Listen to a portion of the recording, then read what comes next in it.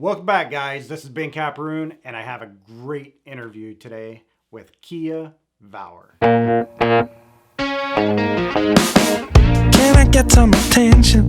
There is something I need to say. So, Keeya, I was helping a friend, and he does a lot of video work, and he was asking me some technical questions about lighting and da da da da. And during that process, I heard a message that just wouldn't leave me. Ended up being your message. He's actually your nephew. Yeah. And so I wanted to interview you from that time. And you happen to say yes. So thank you. But I would like you to tell the audience what exactly you're doing and how it's impacting the community. Absolutely. Over the past 20 years or so, I've mentored young people and primarily young ladies. And I have gone around the DFW area pretty much just building and developing relationships with young people, mentoring for the purpose of just helping them to connect the dots in their lives so that they would understand what it's going to take to go to the next level, just even in their high school environments, sometimes in their elementary school environments and college environments, so they would know exactly how to just build their lives in such a way that it makes sense. Fantastic. And that's really what this channel is about, is helping people that are under mentored or have no mentoring at all. Keeya, tell me about the foundation that you're involved in. Absolutely. A couple of ways that we do our mentoring. It has to do with our initial 501c3 corporation. It's called Mosaic Mission Network, and there's several different moving parts to that. One of the moving parts to that is a network of missionaries that are urban developers, pretty much of communities, urban and immigrant communities primarily. And so that's the umbrella in which I do a lot of the different initiatives that I do. And so one of the focuses we have is the after school tutoring program. And so that's where we go and pretty much adopt an apartment community, and we go in there and we teach life skills in addition to helping them with homework. There are community events. There are just various speakers that we'll bring in. And then also I personally do a lot of mentoring with these young people just to help them connect the dots. And so that's one of the things that I do. The other thing that I do is help, it's called F.A.S.T. And F.A.S.T. stands for Fighting Against Sex Trafficking. And so I have had a history of being a teenage runaway, and I was a youth that was mentored, but then kind of went astray. And so that's really near and dear to my heart to provide leadership for young people specifically, because they have a myriad of experiences and backgrounds, especially when you're talking about the immigrant and urban communities. Sometimes they're considered disadvantaged. And so for me, it's close to my heart to give them the life skills that are going to help them move beyond, and sometimes very unique and challenging situations, especially when you're dealing with the issue of sex trafficking. And so there's a psychological aspect. There is a practical aspect. And so we have to deal with a lot of those things, truancy issues and things of that nature, to get them back on track and provide opportunities for them to build life skills. If somebody wants to get involved in helping with this mission, how do they get involved? Who do they contact? Well, I would definitely suggest that they contact me. And another thing that I'm doing, I have a book that's coming out, and it deals with a lot of these issues. And so I go around, I'm a keynote speaker at many different types of conferences and events and stuff like that. And they can contact me at www.keeyavawar.com. That's Keeya Vawar.com. And that basically is where I do most of my interaction. And of course, people can book me, but they can also give me a call. I'm pretty easy to reach. So I'll put that down in the description, ways you can contact Fast Forward and Keeya Vawar. So that is why I asked you on here, because I'm looking for mentors that not just about how to make money or get Right. rich or anything like that, but how can people be happy? How can they lead successful lives? Right. That is really important today, I feel, because There are so many kids that just don't have anybody in their corner. Right. And they don't know where to turn. And they're good kids, but they just don't have anybody to just help them through the bad times. And we see it every day on the news. Absolutely. So thank you very much for being a part of this. I do have some questions for you, though. Personally, what do you think makes a good leader? Well, number one, what makes a good leader is, and in my opinion, a good leader is going to foster and facilitate growth. And so, number one, they're going to be able to identify positives in that person's life that they can work with. Everyone has negatives, but I like to focus on the positive and see what can be cultivated there so that you could use your strengths to your benefit and realize it's not rocket science. And so a lot of people that we consider successful, they're successful just for basic reasons like determination and not giving up too soon on something. And it takes a lot of encouragement as well. And so if you're going to be a good leader, you have to know how to balance encouragement with correction. And so it just depends on the individual as well, because there's a lot of different personality types.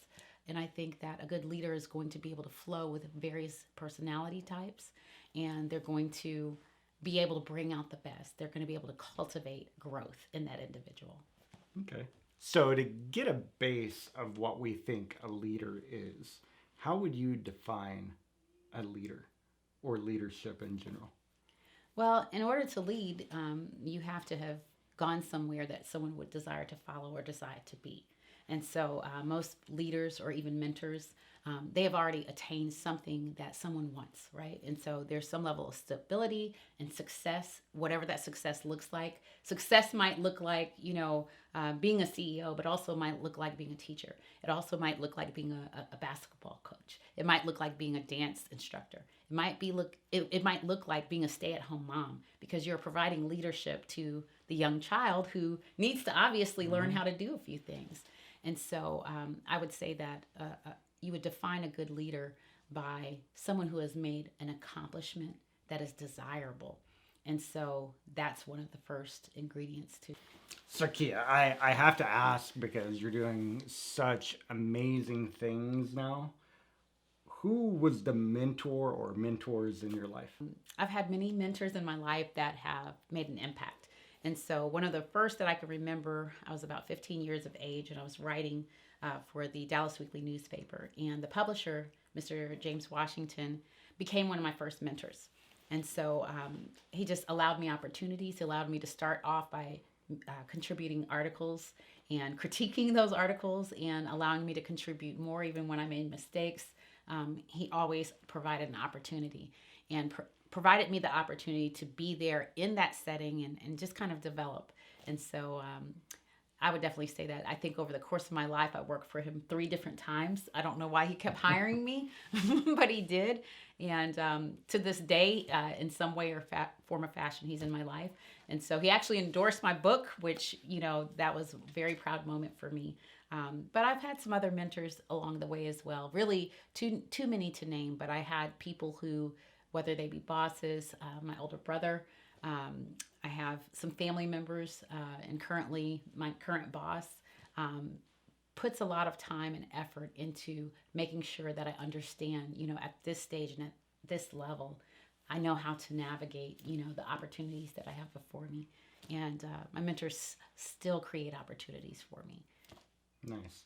So you used a word just a minute ago, critique. Yes. So it's really interesting. A lot of people have a hard time taking criticism. They feel like it's almost an attack on their character or their work. Mm-hmm. But in your mind, when you were critiqued by your mentor, what did that mean for you? Well, first of all, I have to look at what I feel of my mentor. I have great respect and honor for my mentor. And some of the best leaders have constant mentors and coaches in their life in order to make them better, to help them to develop and to help them overcome roadblocks and different situations that come about in their lives on the specific projects or arenas or industries that they're working in. And so a plant is not going to grow to its best ability, or a tree is not going to grow to its fullest potential, at least when man touches it, if it's not pruned.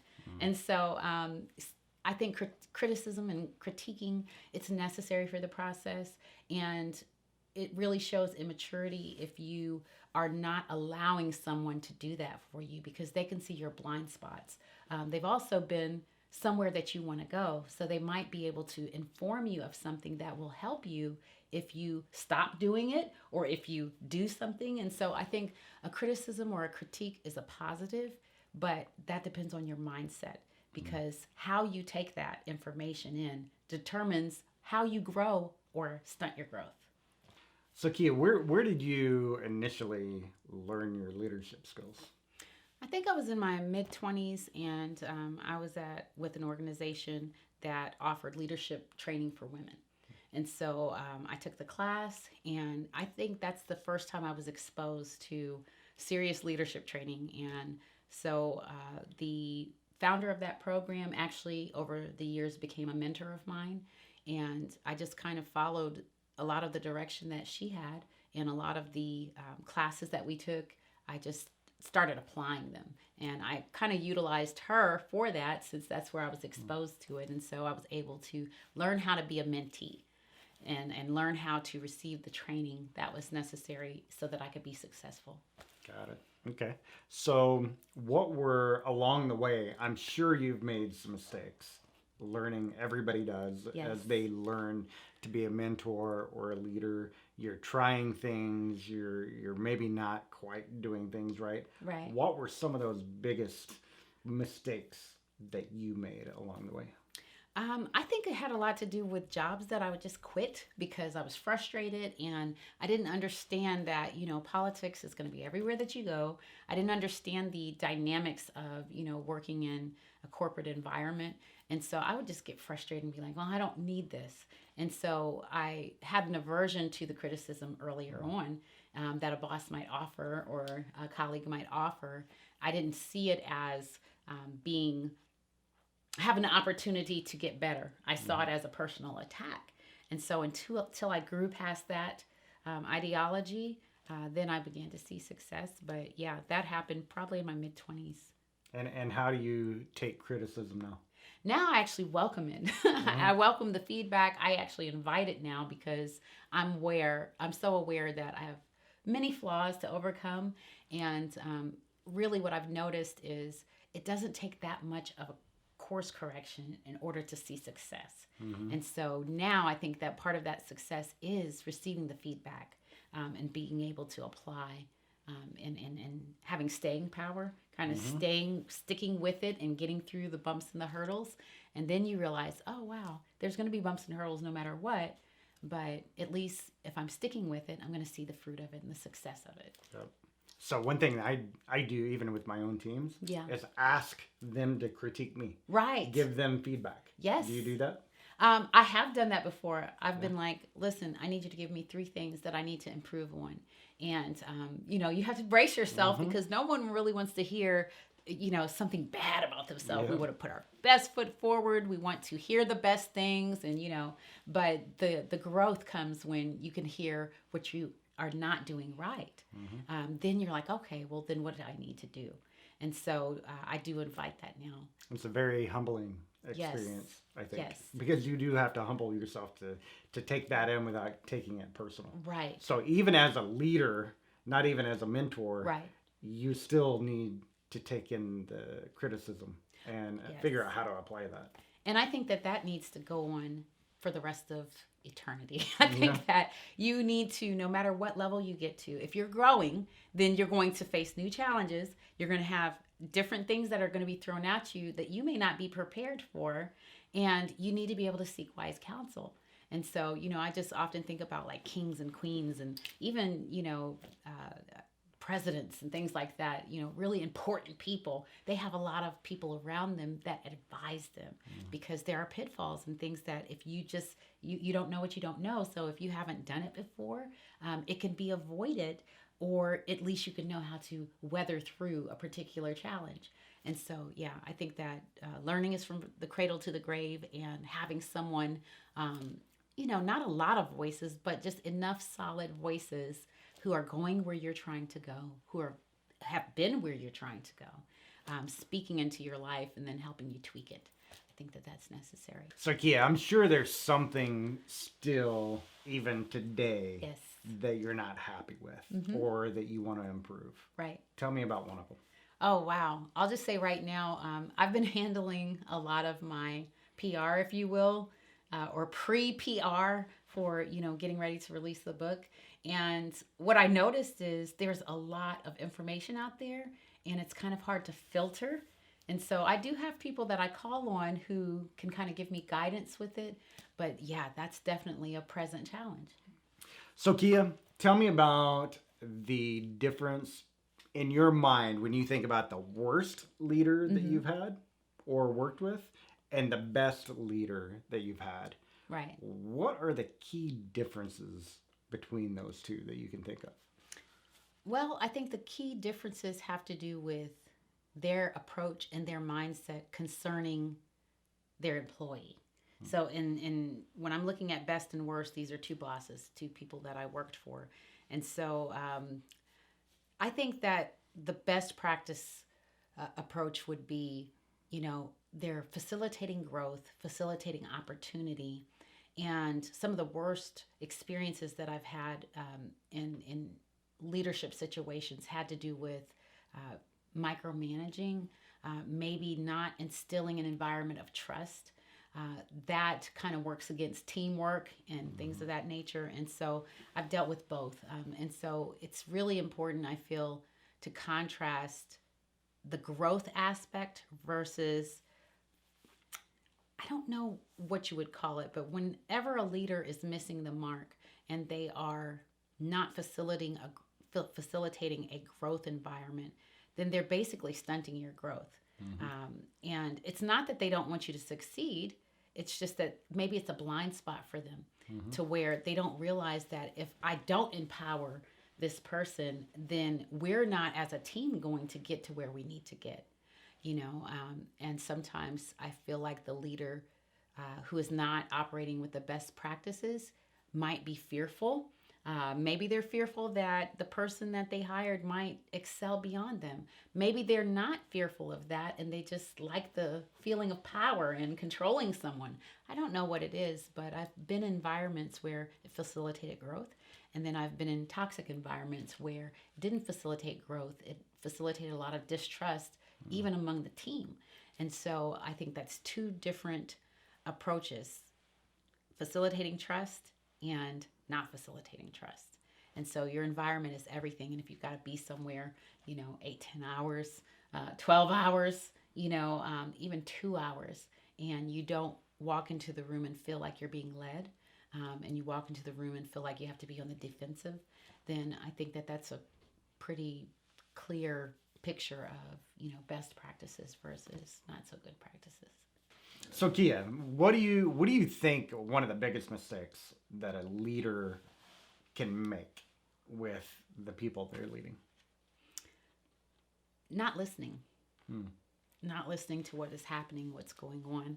I think to a leader who opens up their ears to what's happening and really for the purpose of understanding so that problem solving can take place, I feel like that's one of the biggest mistakes a leader can make. Because if you're not listening to the team that you're empowering and you guys are working towards a goal, then you're missing a great part of the process. So, Keeya, I do a lot of book reviews on my channel about leadership, business. My wife and I are actually going to start doing some about like relationships or marriage, raising kids, whatever, right? So how many books do you read in a given year, or do you even read books? I don't know. I love books. I read probably not as much as I used to before I had 3 teenagers in the house, but I read about 1 book a week. And I say about because sometimes I'll throw one in before I finish another one. And so it's about 1 a week. And I do have some goals to kind of get beyond that. But yeah. So what's one of your favorite books has made the most impact on your life? I would say this year, the favorite book would be Mindset.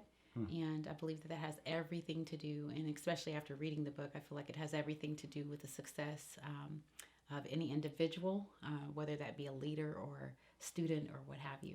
And so Mindset is by Carol Dweck, PhD, I believe. And so there's a lot of case studies in there. And she's like world renowned in her field. I believe it's psychology. And she talks a lot about the growth mindset versus the fixed mindset. And so I talk a lot about growth because I was really influenced by that book, that if you're going to have a growth mindset versus a fixed mindset is going to say, oh wow, I failed a test. It's the end of the world, your anxiety levels through the roof, and you just feel like, oh my goodness, this can't be, and you don't feel like you can get beyond it. And somehow that failure is a reflection of who you are as a person and as a human being, rather than a bump in the road because maybe you didn't study right, or maybe you just didn't understand the material, or maybe it wasn't even taught in a way that you were able to learn it well, right? And so the growth mindset is going to be, oh, I have a test coming up, this is going to add to me. Somehow, even if I miss this, I have an opportunity to learn. And so the challenge is more embraced as opposed to feared, because, it's not going to bring on all this anxiety. So the fixed mindset brings a lot of anxiety. The growth mindset kind of brushes, it off and says, you know what, I can keep trying. It's like Jiminy Cricket. if at first I don't succeed, try again. So Okay. That's a growth mindset. So if you weren't doing what you're doing today, what would your career have been? I'm pretty sure I would have been in filmmaking or a director or something to that effect, because I love storytelling. And I've always viewed my life and the life of others as a movie. And I know that sounds a little bit crazy, but I literally see scenes and montages and cut. I could just see all of that happening. And I see myself as Brad Pitt. You do? Yeah. So. Well, I see myself as Angela Bassett, okay? So, yeah, it would have probably been that. And I really feel like that's not off the table, because, I'll be an empty nester in 6 years, so you never know what might happen. There's no reason why you can't. Right. So, Keeya, if you could go back in time and tell your younger self something that would have benefited you back then, what would it be?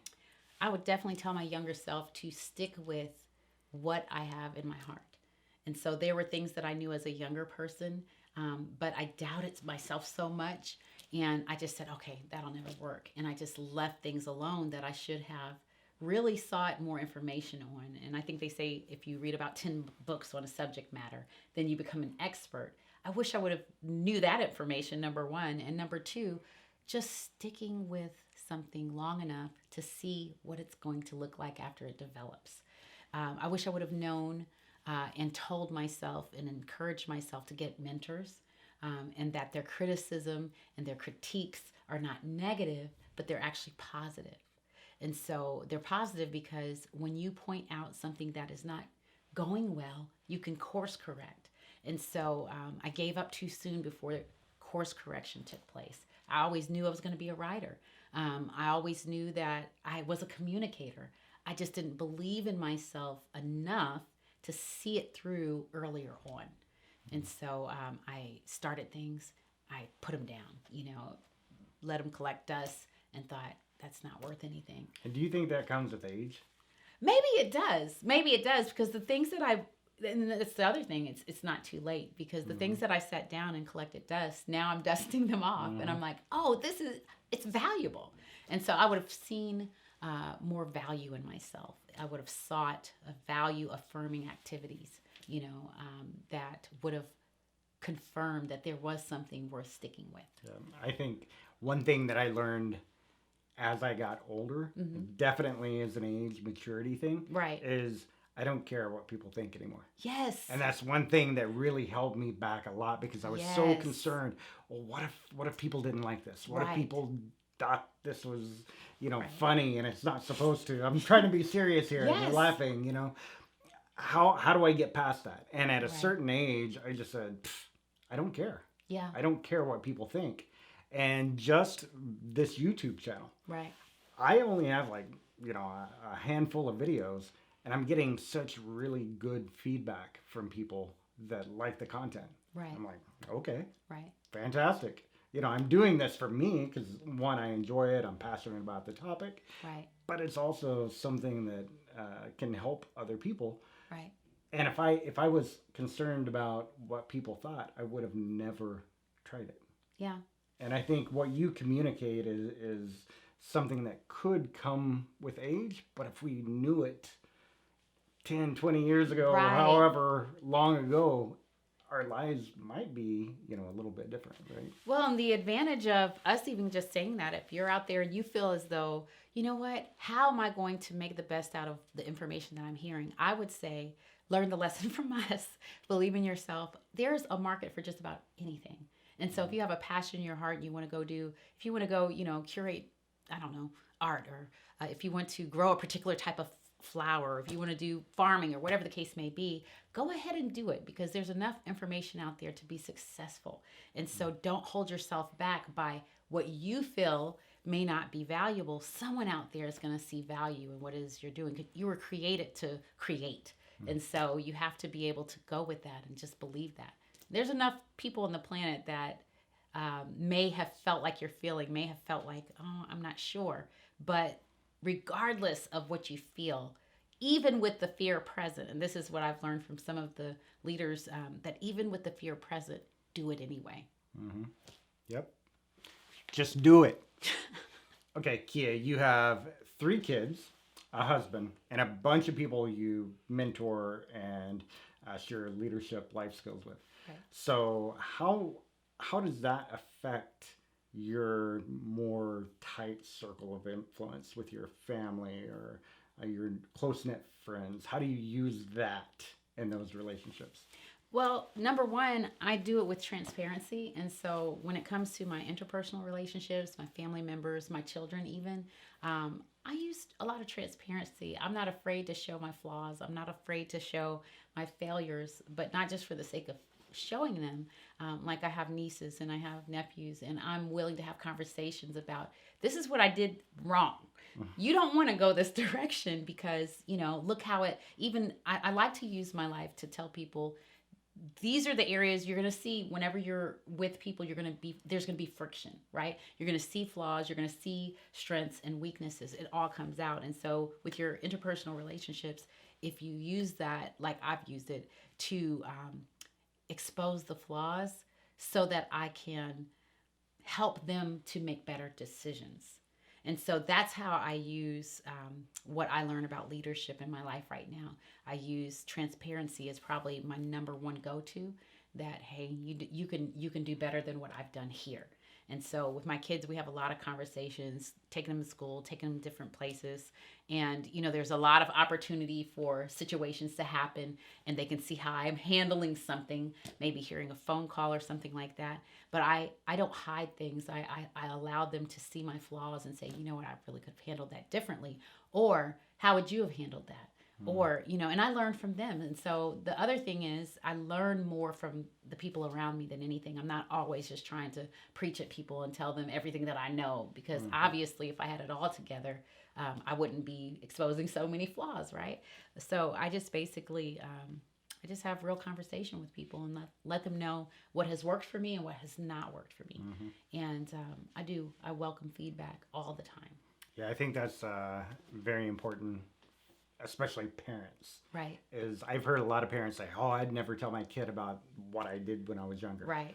Well, why not? Right. Because you could be helping them avoid the same mistakes Yes. that you made. Yes. I feel like you're actually maybe hurting them in the long run because you're not being transparent, like Right. you said. Well, I mean, you've heard the phrase, "Oh, Mama never said there'd be days like this," and that's something I try to eradicate out of my home, because it's like, I like to tell them there's going to be days like this and worse.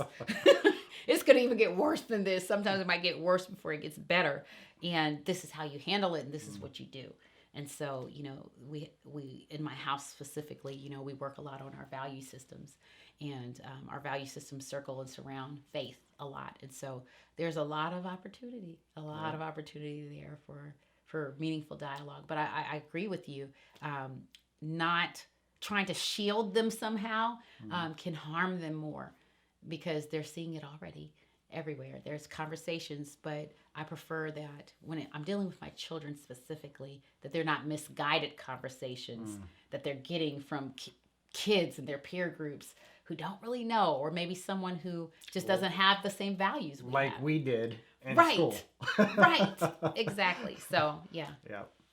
So Keeya, if you're somebody, you know, whether you're a young person, maybe just out of college, or just in general, you need somebody to talk to, how would you suggest finding a mentor? Well, finding a mentor, basically you find that along the way, right? And so usually to identify them, they're people who are usually around you. Maybe it's a professor, maybe it's someone that, you know, has been a friend of the family or something of that nature. It's someone who, you know, they're doing something maybe you just admire. Sometimes you have to seek out mentoring. Sometimes you have to seek out those opportunities because mentors are usually, you know, busy, headlong into whatever it is that they do. And so you can ask, hey, would you be interested in just sharing with me a little bit about what has helped you to become successful in this or in life or whatever the case may be? You can do that. I've done that before. Also, I would say sometimes the opportunity comes to you where, you know, someone says, you know what, I see you putting in a lot of effort. You're trying to accomplish this. Let me help you by just at least telling you this because this has been my experience. So sometimes it comes to you. And I feel like reading has a lot to do with that because I have mentors that I do not know and have never met. I have some of my favorite motivational speakers or my favorite leaders in the community. And I don't know them personally, but maybe I'm following their Instagram. But they may have a YouTube channel where they are expressing ideas and thoughts and concepts that I feel are going to be a benefit to me. And so mentoring comes in many different forms, many different ways. And so it might be a parent, you know, you might have a parent who is doing exactly what it is that you want to do, and you feel that you can learn from them, and maybe there's an opportunity there that you can take things a little bit more seriously and say, hey, help me out with this. And, you know, again, like I said, this had to have been when I was about 15 years old. And I grew up in a household where my mom was always listening to motivational things. So Zig Ziglar. So, you know, I always knew these quotes and these, you know, success, you know, those old 80s success for things you would see in people's offices. And, you know, it would talk about the altitude, it determines attitude and all these different things. So I kind of grew up with that. So I knew to seek it out a little bit.